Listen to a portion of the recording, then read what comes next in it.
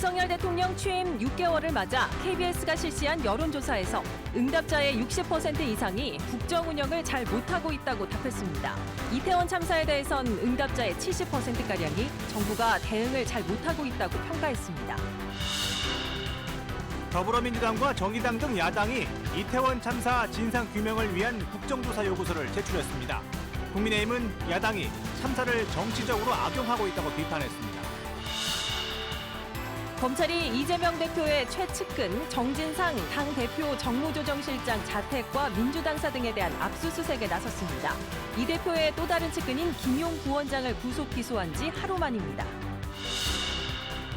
어젯밤 대전 도심에서 만취한 해병대 장교가 고개 운전을 하다 시민들의 신고로 경찰에 붙잡혔습니다. 차를 버리고 달아나다 이를 제지하는 시민들을 폭행하기도 했습니다.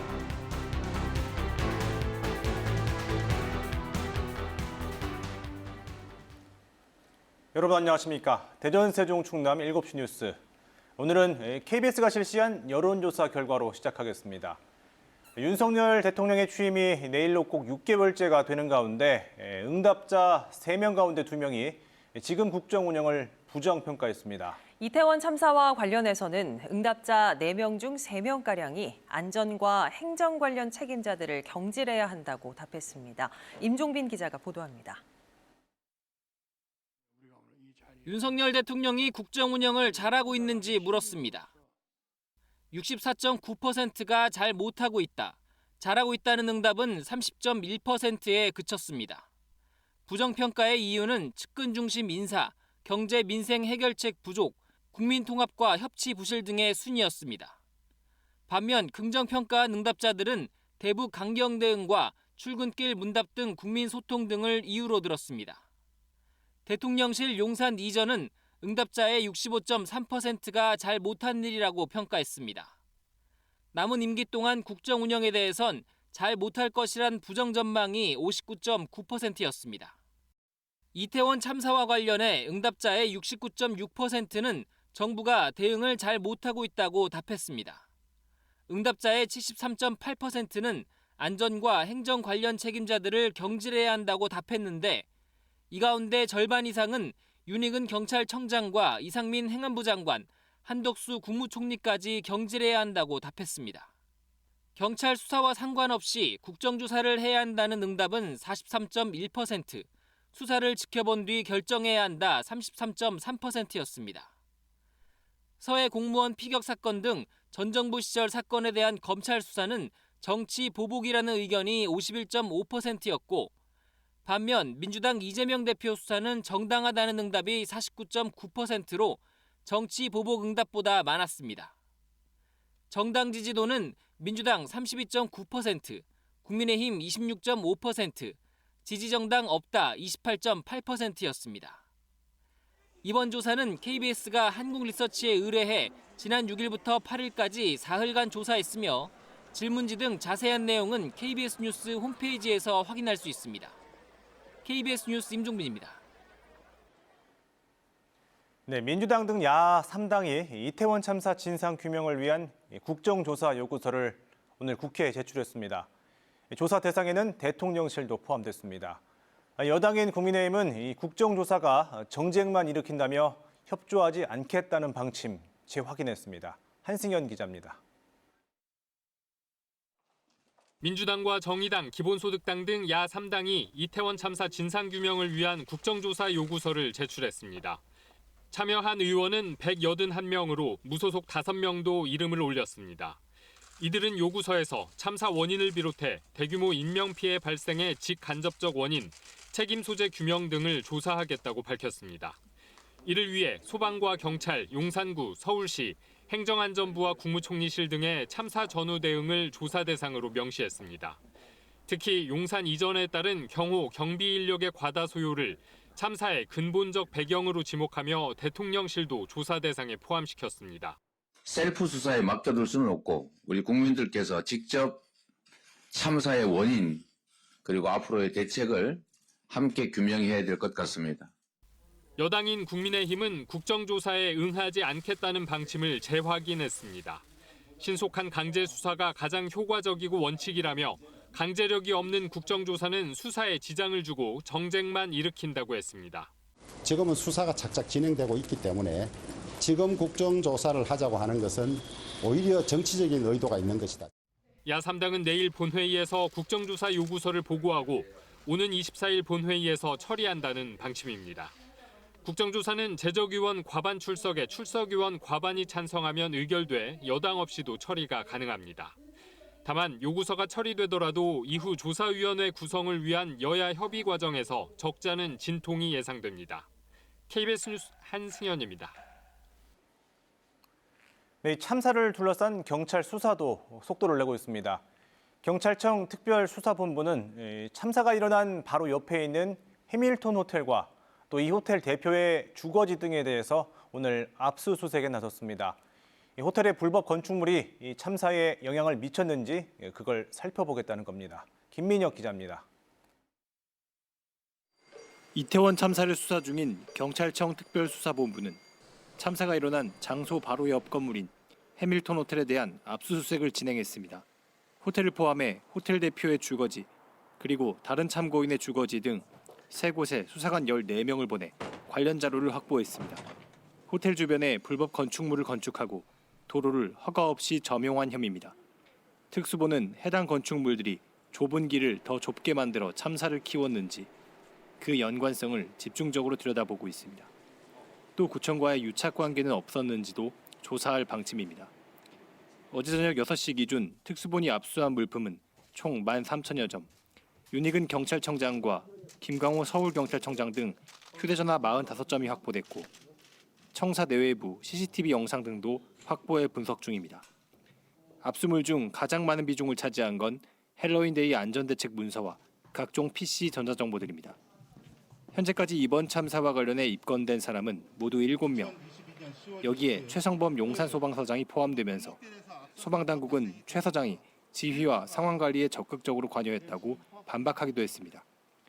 특수본은 최 서장이 사고 당시 소방 대응 단계를 신속하게 발령하지 않은 경위 등을 파악하고 있는 것으로 전해졌습니다. 특수본은 행정안전부와 대통령실 관계자에 대한 소환 계획과 관련해선 어떤 기관이라도 법령상 책무와 역할이 있었음에도 부실한 조치를 했다면 수사 대상이 될 것이라고 밝혔습니다. 또 추가 압수수색은 향후 수사를 진행한 이후 판단할 것이라고 덧붙였습니다. KBS 뉴스 김민혁입니다. 네, 한편 정부는 이태원 참사 같은 사고를 막기 위해 재난안전종합대책을 올해 말까지 수립하겠다고 밝혔습니다. 특히 초기 대응 시스템을 개선하기로 했습니다. 자세한 내용을 이승재 기자가 보도합니다. 정부가 지난 7일 대통령이 주재한 국가안전시스템 점검회의의 논의 결과를 토대로 범정부 재난안전관리 체계 개편 전담팀을 구성하기로 했습니다. 이상민 중앙재난안전대책본부 제2차장은 오늘 열린 중대본 회의 모두 발언에서 이같이 밝히고 국가재난안전시스템의 패러다임을 바꿔가겠다고 말했습니다. 특히 인파 관리와 관련된 제도 개선과 기술 개발 등의 안전대책을 마련하겠다고 언급했습니다. 이를 위해 정부는 초기 대응 시스템 개선, 예방 중심과 과학에 기반한 재난 관리, 신종, 대형, 복합 재난 대응 역량 강화 방안 등을 담은 종합 대책을 올해 말까지 수립하겠습니다. 이를 위한 후속 조치로 행정안전부는 국토부와 문체부 등 관계 기관과 함께 인파 관리와 관련된 제도, 기술 등을 검토 보완하기로 했습니다. 정부는 이러한 노력들을 통해서 다시는 이 같은 참사가 되풀이되지 않도록 만전을 기울이도록 하겠습니다. 이태원 참사 사망자의 유가족에 대해선 생활 안전과 심리 지원 등 피해 수습에 전념하고 있다고 설명했습니다. 현재 입원 치료 중인 18명에 대한 의료 지원도 세심하게 살피고 있다고 했습니다. 외국인 사망자 중 본국 송환을 기다리는 마지막 4명에 대해선 유족들의 입국 편의 제공과 통역 지원 등을 통해서 장례 지원에 소홀함이 없도록 하겠다고 밝혔습니다. 유가족과 부상자 등에 대한 심리 상담도 진행 중인데 현재까지 총 2,500여 건의 심리 상담이 이뤄졌습니다. 한편 사망자 추모를 위한 합동 분향소는 현재 용산구의 1곳, 경기도의 2곳 등 총 4개소가 운영 중입니다. 어젯밤 10시 기준으로 약 17만 명이 지금까지 합동 분향소를 찾았습니다. 오늘 오전 9시 기준 이번 참사로 인한 사망자는 총 156명이며 부상자는 중상자 33명 포함 총 197명입니다. KBS 뉴스 이승재입니다. 검찰이 오늘 민주당 이재명 대표의 측근인 정진상 당대표 정무조정실장의 자택 등을 압수수색했습니다. 또 다른 측근인 김용 민주연구원 부원장을 정치자금법 위반 혐의로 구속 기소한 지 하루 만에 강제 수사에 나선 겁니다. 이승철 기자가 보도합니다. 김용 민주연구원 부원장을 구속 기소한 검찰이 정진상 더불어민주당 당대표 정무조정실장에 대한 수사에도 본격 착수했습니다. 서울중앙지검 반부패 수사 1부는 오늘 오전 경기도 성남시에 있는 정 실장의 자택 등에 검사와 수사관을 보내 압수수색 영장을 집행했습니다. 또 정 실장의 사무실이 있는 국회에 대해서도 압수수색을 진행하고 있습니다. 정 실장은 부패방지법 위반과 뇌물 등 혐의를 받고 있습니다. 유동규 전 성남도시개발공사 기획본부장 등 이른바 대장동 일당으로부터 수천만 원 상당의 뒷돈을 받은 혐의입니다. 검찰은 유 전 본부장과 남욱 변호사 등으로부터 이재명 더불어민주당 대표가 성남시장으로 재선된 2014년 지방선거 당시 5천만 원, 2020년 4천만 원 등을 정 실장에게 전달했다는 진술을 확보했습니다.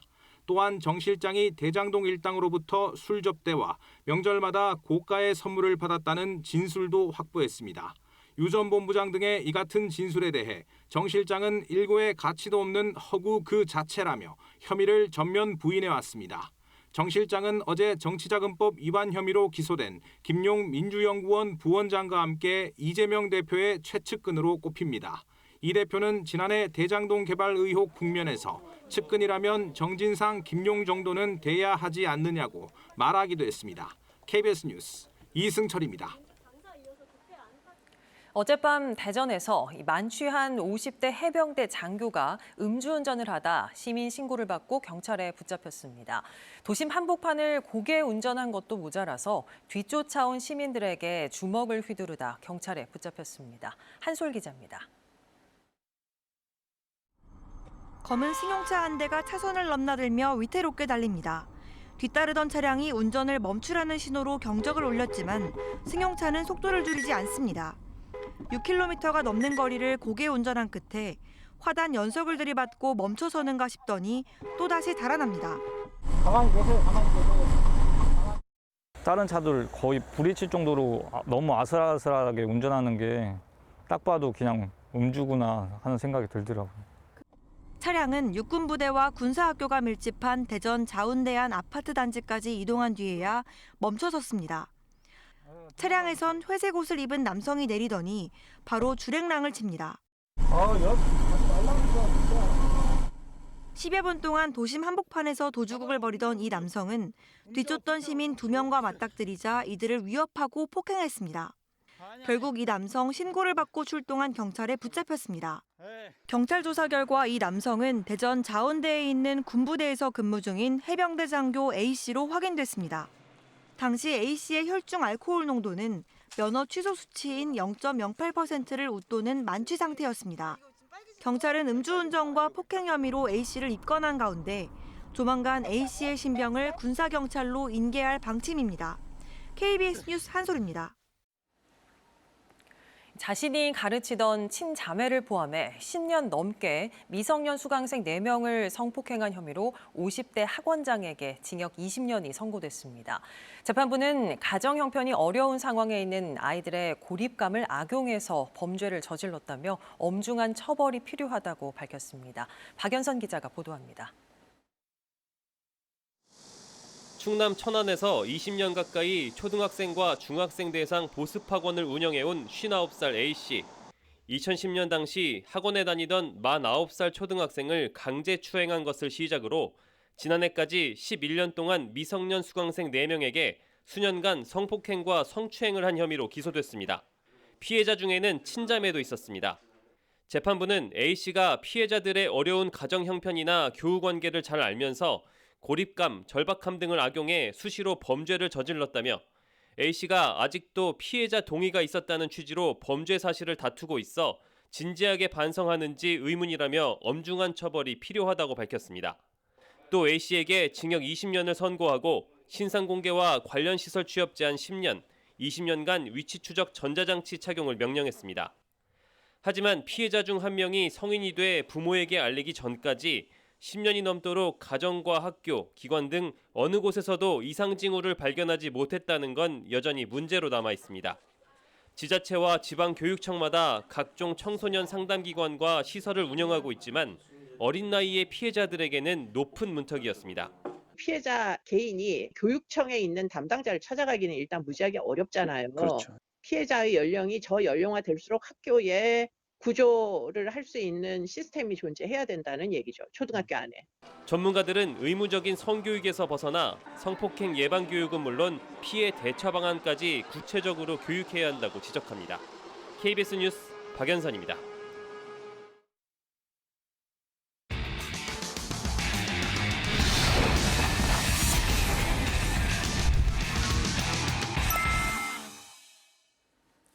네, 이태원 참사를 통해서 우리 사회에 남겨진 숙제들이 참 많지만 그 가운데 이 무분별한 현장 영상 유포, 그로 인한 2차 피해가 컸습니다. 유튜브 공화국이라고 불릴 만큼 파급력이 커지는 온라인 플랫폼, 그리고 이슈를 쫓아서 자극적인 영상을 올리는 유튜버들을 제재하거나 처벌할 방법 없는 건지 이한나 변호사와 짚어보겠습니다. 어서 오십시오. 네, 안녕하세요. 네, 이번 이태원 참사 직후부터 이 현장 영상이 유튜브라든지 소셜 미디어를 통해서 잇따라 올라왔습니다. 자극적이고 또 보기 불편하다는 분들이 참 많으셨는데요. 어떻게 보셨습니까? 네, 그 사건이 있었던 그 토요일 밤에 저도 유튜브를 통해서 이 사건을 처음 알게 되었는데요. 이 뉴스에 속보로 나오기도 전에 이미 유튜브나 이제 SNS에 사건 현장에 대한 영상들이 올라와 있더라고요. 이 당초에는 이제 편집이나 모자이크 같은 이제 필터링이 되어 있지 않은 영상들이어서 저도 깜짝 놀랐습니다. 그 이제 뉴스 보도에서도 당시 화면을 사실은 처리를 좀 해서 최소한으로 전해드리려고 하고 있는데 문제가 된 고인들의 모습이 담긴 이 현장 영상들의 경우에 삭제 조치가 이루어지고 있는 건가요? 사건 발생 이후에 그 관련 영상이나 사진들에 대한 삭제 요청이 여러 건 있었다고 합니다. 그 방송통신심의위원회에 따르면 일주일간 약 한 100여 건 정도 삭제 요청이 있었다고 하는데요. 현재 지금은 이제 그 참사 관련한 영상들은 정부의 법적 신고로 인해서 뭐 해당 국가의 도메인에서 더 이상 볼 수 없는 영상이다. 이런 문구와 함께 대부분은 삭제된 것으로 그렇게 보입니다. 근데 이것들이 사실 유튜브에서 뭐 선제적으로 아니면 자체적으로 삭제를 했다고 보기보다는 이 사건 이후에 이제 발생하는 여러 가지 상황들로 인해서 정부에서 이제 유튜브 측에 삭제 요청을 한 것으로 판단이 되고 있습니다. 사건, 사고 같은 그런 이슈들을 상업적으로 이용하는 유튜버라든지 개인 방송 규제하거나 처벌할 수 있는 법이 현재 없는 건가요? 안타깝게도 지금 현재로서는 유튜브나 다른 SNS를 통제하거나 처벌할 수 있는 직접적인 근거 규정은 없는 상황인데요. 이 유튜브에서도 그 올라오는 영상들을 프로그램 자체 내에서 걸러내는 기준이 있기는 합니다. 뭐 혐오 콘텐츠, 그러니까 뭐 특정 집단을 혐오하거나 특정 집단에 대한 좀 폭력으로 보일 수 있는 영상들을 삭제하는 기준을 두고 있기는 한데요. 이 문제는 이 유튜브가 뭐 이런 기준에 맞지 않는 부적절한 영상을 삭제하지 않고 이제 방치를 한다고 해서 과연 이 영상 삭제를 강제하거나 아니면 삭제하지 않은 점에 대해서 책임을 물을 수 있는 방법이 있는가, 그런 방법은 현재로서는 없는 상태입니다. 네. 뭐 다만 뭐 제재할 수 있는 방법이 하나 있는 건 이 개별 영상의 구체적인 내용에 따라서 처벌하는 경우가 있는데요. 뭐 예컨대 이제 뭐 아동 청소년의 뭐 성착취물이라거나 뭐 아니면 다른 사람의 뭐 저작권이나 지적 재산권을 침해하는 영상의 경우에는 뭐 해당 법령으로 처벌은 가능은 합니다. 근데 뭐 이렇듯 뭐 영상의 내용이 범죄에 해당해서 처벌하는 경우를 제외하고는 영상 업로드 자체를 막는 방법은 현재로서는 전무한 상황입니다. 뭐 재난이나 사고 영상에 대한 관련된 지침이 없다고 하더라도 요즘 온라인 플랫폼 파급력이 워낙 크지 않습니까? 그래서 관련 매뉴얼을 좀 만들어야 한다는 지적이 있거든요. 이거는 어떻게 보시나요? 저도 전적으로 이제 동의하는 바이고요. 우선 다른 국가들의 좀 사례를 보면 뭐 유럽연합의 경우에는 인종이나 종교, 뭐 성별에 대한 그런 혐오 콘텐츠에 대해서 엄격하게 제한을 하고 있거든요. 그래서 프로그램 자체에서 불법 영상물을 발견하는 즉시 삭제를 하도록 하고 있고 만약에 이런 제재를 따르지 않을 경우에는 업체에다가 연 매출 최대 한 6% 10% 정도 해당되는 과징금을 부과하는 그런 규정을 곧 또 시행을 한다고 해요. 그리고 독일의 경우에도 뭐 유럽연합처럼 유튜브와 같은 소셜 네트워크 업체들에 대해서 좀 강하게 제재를 하고 있는데요. 불법 컨텐츠를 발견하는 즉시 24시간 이내 삭제해야 한다. 그렇지 않으면 또 과태료를 부과한다. 뭐 이런 규정들을 좀 두고 있기는 합니다. 이제 뭐 물론 개인이 사건 사고에 대한 영상을 올리고 방송을 한다는 게 정보를 널리 알리려는 목적이야 당연히 있겠지만 이번 사건 같은 경우에는 좀 부작용이 심각한 것으로 보이고요. 또 매뉴얼이나 규제 수단이 좀 필요한 것 같습니다. 네, 이게 보는 사람들이 있기 때문에 조회수가 나오기 때문에 이런 자극적인 콘텐츠가 계속 올라오는 걸 텐데요. 제도만큼이나 콘텐츠를 소비하는 사람들의 노력도 좀 필요할 것 같습니다. 어떻게 해야 될까요? 예, 그렇습니다. 이게 현행법상 유튜브 같은 경우에 방송으로 분류가 되지 않아서요. 뭐 방송법상 규제를 받고 있는 것도 아니고, 그 방송통신심의위원회에서는 뭐 단순히 이제 삭제, 접속 차단, 시정 요구 정도만 할 수 있어요. 그래서 좀 언론이 아니다 보니까 또 언론중재법의 대상도 아니고요. 그렇겠네요. 예, 뭐 인터넷 심의방송, 뭐 보도 이런 제재는 전혀 받지 않고 있습니다.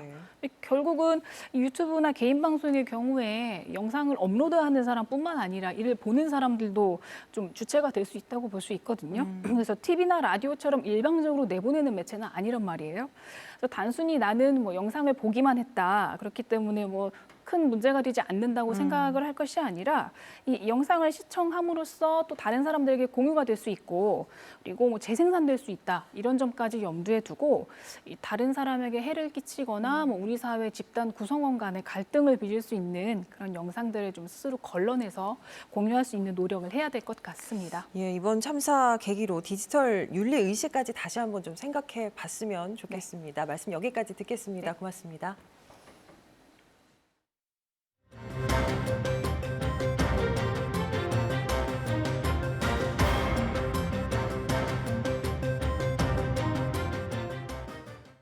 네, 이어서 코로나19 소식입니다. 신규 확진자 수가 이틀 연속 6만 명대를 기록했습니다. 정부는 겨울철 재유행을 공식화했고 이 재유행이 안정될 때까지 확진자 7일 격리 의무와 또 실내 마스크 의무를 유지하기로 했습니다. 원동희 기자입니다. 오늘 0시 기준 코로나19 신규 확진자 수는 6만 2,472명으로 집계돼 55일 만에 가장 많았습니다. 일주일 전보다는 7천여 명, 2주일 전보다는 2만 1천여 명 늘어나며 증가세가 이어졌습니다. 수요일 발표 기준으로는 지난 9월 14일 이후 8주 만에 가장 큰 규모입니다. 입원 중인 위중증 환자는 336명으로 엿새째 300명을 넘겼습니다. 사망자는 59명 발생했습니다. 위중증 환자가 늘어나면서 전국 중환자병상 가동률도 10월 둘째 주 15.8%에서 11월 첫째 주 25.7%까지 올랐습니다. 중앙재난안전대책본부는 코로나 유행 규모가 4주째 증가하고 있다며 코로나 재유행을 공식화했습니다. 코로나19 유행 규모가 4주째 증가세를 보이는 가운데 감염 재생산 지수도 3주 연속 1을 상회하면서 겨울철 재유행이 본격화하는 양상입니다. 정부는 이번 유행의 정점은 이르면 12월에 찾아오고 하루 최대 20만 명의 확진자가 나올 수 있다고 전망했습니다. 실내 마스크 착용 의무와 확진자 7일 격리 의무는 겨울철 유행이 안정화될 때까지 유지하기로 했습니다. 정부는 본격적인 재유행에 대비해 겨울철 추가 백신 접종을 강조했습니다. 하지만 겨울철 재유행에 대비한 개량 백신 접종률은 약 3%로 낮은 상황입니다. 또한 정부는 고위험군의 중증화와 사망 위험을 낮추기 위해 먹는 치료제 20만 명분을 올해 12월에 조기 도입하기로 했습니다. KBS 뉴스 원동입니다. 우리나라 우주항공 정책을 이끌 컨트롤 타워인 우주항공청. 이 우주항공청 설립을 위한 추진단이 이르면 연내에 출범할 수도 있을 것 같습니다. 이 추진단이 다룰 여러 의제 가운데 핵심이 바로 이 우주항공청의 입지 문제인데요. 윤석열 대통령 공약으로 현재로선 경남 사천에 설치하는 게 유력한 상황이지만 현장에선 이 연구원의 목소리를 듣고 그 뒤에 입지를 결정해야 한다는 주장이 여전히 이어지고 있습니다. 박장훈 기자가 취재했습니다. 정부가 우주항공청 설립 추진단 운영을 위한 신규 예산 25억 9천만 원을 국회에 요구했습니다. 현재 과기정통부가 우주항공청 설립 추진단 설치 운영 규정 제정안을 만들어 부처 의견을 조율 중이어서 연내 출범이 가시화되고 있습니다. 우주항공청 설립 추진단은 우주항공 거버넌스 개편 방안 마련과 우주항공청 설치와 조직 인사 설계, 우주항공청 이관 업무 부처 협의 등을 수행할 예정입니다. 가장 핵심 쟁점은 신설 우주항공청의 입지 문제. 경남 사천 설치가 윤 대통령의 공약이자 국정과제라며 박완수 경남지사가 부처 장관들을 만나 입지 조기 선정을 압박하고 있지만 대덕특구 과학기술계는 우주항공 정책 컨트롤 타워 설치와 관련 산업 활성화는 차원이 다른 문제라며 연구 현장에 충분한 의견 수렴이 필요하다고 말합니다. 정책을 결정하거나 의사결정을 할 수 있는 단위들, 그다음에 기술적인 연구자들이나 모든 게 사실은 대전과 세종에 있습니다. 근데 사천까지 가게 되면 그게 이원화돼 버리고 오히려 흩어질 가능성이 많은 거죠. 지역 야권도 공론화를 통해 국익이 우선시되는 입지 선정이 필요하다는 입장입니다. 많은 우주항공 전문가들은 대전에 입지하는 것이 가장 적절하다는 의견들을 또 많이 내고 있는 상황이기 때문에 정부에서는 이런 점들을 감안해서 충분히 공론화를 좀 해야 된다는 생각을 갖고 있습니다. 이런 가운데 정부는 경남과 전남, 대전 3축 체제의 우주항공산업 클러스터 특구 지정을 이달 안에 3곳을 함께 발표하는 안을 검토 중인 것으로 알려졌습니다. KBS 뉴스 박장훈입니다. 대전시 기념물 15호인 이 흑석동 산성이 백제 시대에 지어진 산성이라는 사실이 새롭게 밝혀졌습니다. 특히 백제 부흥 운동의 거점이었을 것으로 추정이 되는데 이 같은 대규모 백제 유적이 대전에서 발굴된 건 이번이 처음입니다. 송민석 기자가 취재했습니다. 두개천과 갑천이 만나는 해발 197m의 고무래봉 정상부. 대전에서 논산 부여로 향하는 길목인 이곳에 무너진 산성이 일반에 공개됐습니다. 둘레 479m, 넓이 17,000제곱미터 크기의 흑석동 산성입니다. 대전시 발굴조사 결과 백제 사비시대에 지어진 것으로 확인됐습니다. 백제 양식의 유물과 함께 나온 인장기와에는 축조 시기로 추정되는 병진년, 서기 596년을 뜻하는 글귀가 선명합니다. 성벽은 석축을 중심으로 곳곳에 토축을 쌓았는데 토축 기법은 몽촌토성과 같고 석축에도 백제만의 기법이 활용됐습니다. 고구려나 신라의 산성의 경우는 그 맨 하단에 어떠한 시설, 기단석이라든가 아니면 지대석을 이렇게 놓고 그 위에 이런 돌들을 올리는데 그러한 특징이 나타나지 않고 있기 때문에 백제산성이라고 지금 보고 있습니다. 이 산성은 대전 진잠의 옛 명칭과 같은 진연성으로도 알려졌는데 중국 사서에 수록될 만큼 널리 알려진 백제 부흥군의 거점이기도 했습니다. 2년 7월에 웅진에서 백제군을 무찌르고 진화성을 탈취한 다음 진연성 안으로 쳐들어가서 머리 800급을 베니 신라의 굴량수 송로가 비로소 열렸다. 이번 발굴은 상대동 유적 이후 대전의 최대 발굴 성과로 특히 이 같은 규모의 백제 유적이 대전에서 발굴된 건 처음입니다. 대전도 역시 백제문화권에 속해짐이 명확해짐을 새로운 고대사의 한 부분이 이제 쓰여졌다라는 평가를 내릴 수 있습니다. 대전시는 예산이 확보되는 대로 추가 발굴에 나서고 활용 가치를 높일 수 있는 방안을 모색하기로 했습니다. KBS 뉴스 송민석입니다.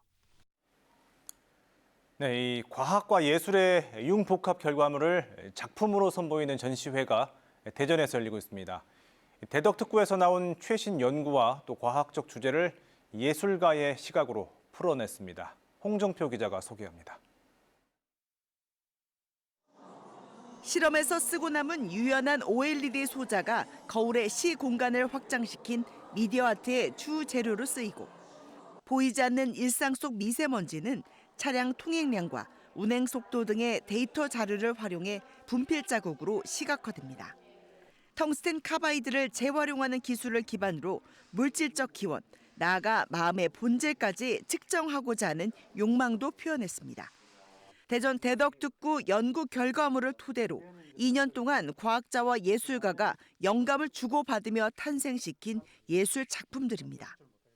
저희들이 이렇게 연구한 결과를 가지고 혹시라도 예술하고 이렇게 접목이 될 수 있으면은 우리 과학을 알리는데 훨씬 또 도움이 되지 않겠나. 과학은 과연 내가 사는 환경을 어떻게 보고 있을까? 나는 예술은 이렇게 봤었는데, 그래서 굉장히 그 심도 있고 너무나 새로웠어요. 과학과 예술의 만남을 주제로 2011년부터 시작된 아티온스 대전이 올해도 8팀의 융복합 예술을 선보였습니다. 과학자들이 그걸 다루는 방식 같은 것들이 그대로 작품에 가지고 오기도 하고 또 그거에 대한 제 생각을 덧붙이고 과학이나 예술은 어렵다는 편견도 벗어날 수 있습니다. 시민들이 이해할 수 있도록 직관적으로 설명도 해주고 또 그 결과로서 보여주는 이런 부분들이 많이 쉽게 이해할 수 있어서 융복합 예술의 선도적 실험장으로 평가받고 있는 이번 전시는 오는 15일까지 대전 예술가의 집에서 열립니다. KBS 뉴스 홍정파입니다.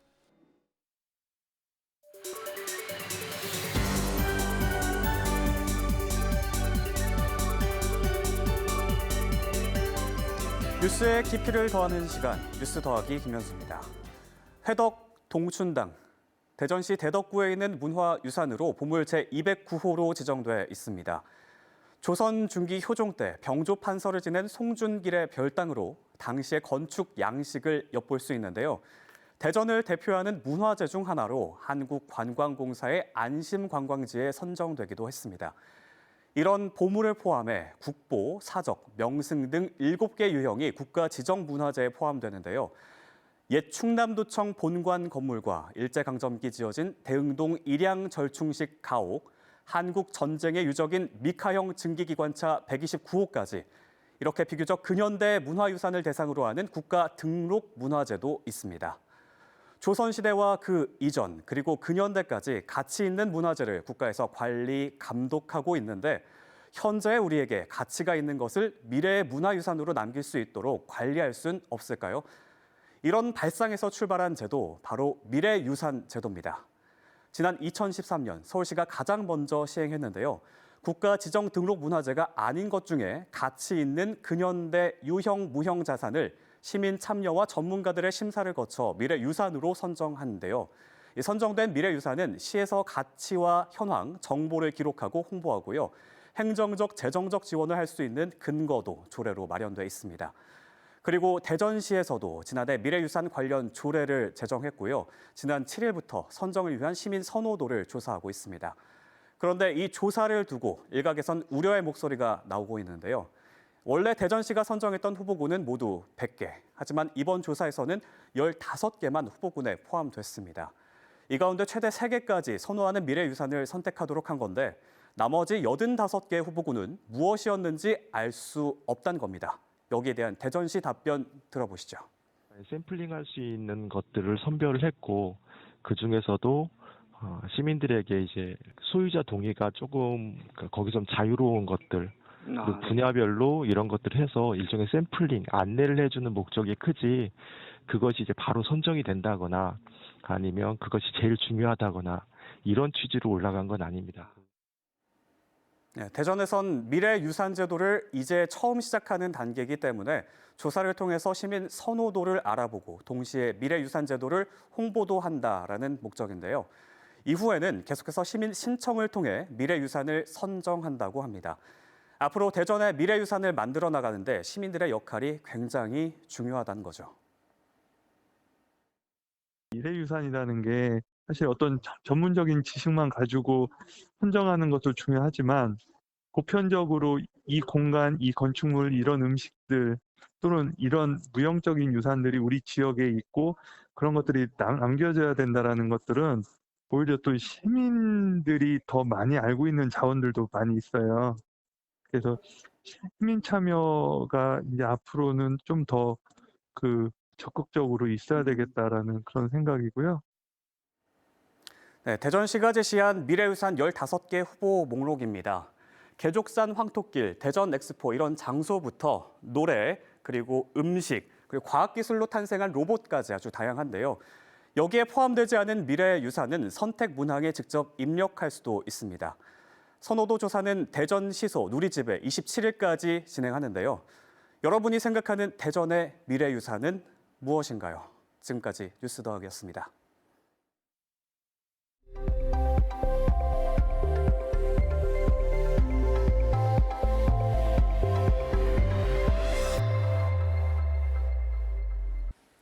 대전시가 현대아울렛 화재 참사와 관련해 지하층에 휴게시설 설치를 원칙적으로 금지하고 지상층 설치를 권고하는 강화된 건축 기준을 마련했습니다. 적용 대상은 5,000제곱미터 이상 다중이용 건축물과 16층 이상 대형 건축물로 외부와 연결돼 피난이 가능한 경우에만 예외적으로 지하층 설치를 허용할 계획입니다.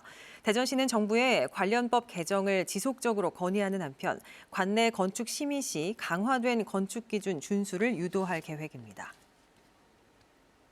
충남도 내 126개 시민사회단체가 대통령의 공약인 국립경찰병원 분원 아산 설치를 촉구했습니다.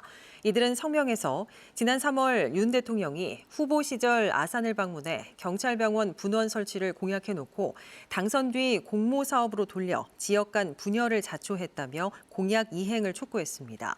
경찰병원 분원은 23개의 진료과를 갖춘 550병상 규모의 3차 병원으로 경찰청이 이번 주 중 후보지 3곳을 선정할 전망입니다.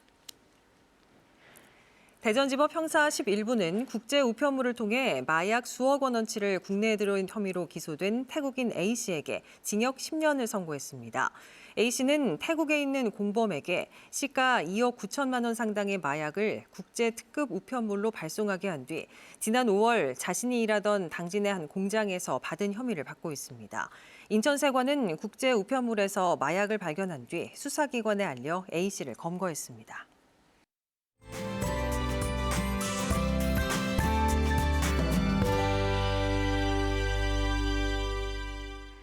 예년 기온은 웃돌면서 완연한 가을 날씨가 이어지고 있는데요. 불청객 미세먼지가 말썽입니다. 우리 지역 전역에 초미세먼지 농도가 종일 나쁨 단계를 보이고 있고요. 대기 정체로 먼지가 해소되지 못하면서 내일도 공기가 종일 탁하겠습니다. 주 후반까지 먼지 농도가 높은 곳이 많으니까요. 호흡기 건강 잘 챙겨주시기 바랍니다. 내일 하늘에는 구름이 많겠고요. 오늘 밤부터 내일 아침 사이 서해안과 충남 북부 내륙을 중심으로 안개가 짙게 끼겠습니다. 낮 동안에도 안개와 먼지가 뒤섞이면서 시야가 답답한 곳이 많겠습니다. 자세한 지역별 내일 날씨 보겠습니다. 내일 대전, 세종의 아침 기온 6도, 한낮에는 세종이 19도, 논산과 대전 20도로 평년 기온을 웃돌겠습니다. 일교차가 15도 안팎으로 벌어지는 만큼 옷차림에 유의하셔야겠습니다. 충남 북부 지역의 아침 기온은 아산과 서산이 6도, 한낮에는 태안이 20도를 보이겠습니다.